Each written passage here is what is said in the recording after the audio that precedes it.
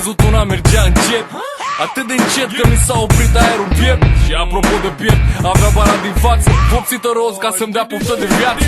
E genul care nu se agață, se calcă frumos. Îi place încet, dar îi place și periculos. Cu botul ăla roz, așteptându-mă la colț. Mașineria asta scoală toți morții din morți. Și ca să o vadă toți, își dă capota jos.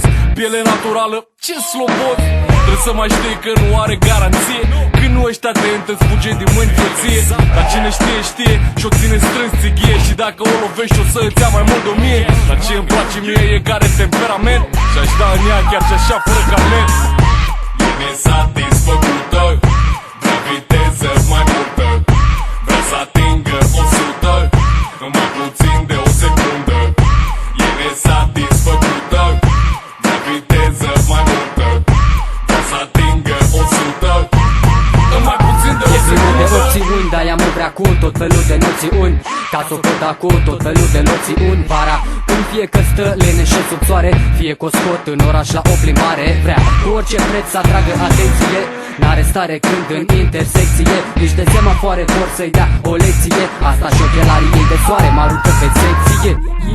Principalul motiv pentru care zi de zi apare cât o nouă admiratoare. De-aia când ridic mâna la cer îmi dragostea.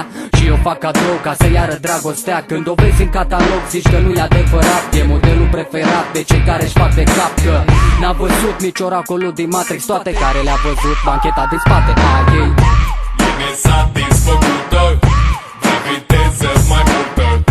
Vrea să atingă 100 în mai puțin de o secundă. E nesatisfăcută, vrea viteză mai multă.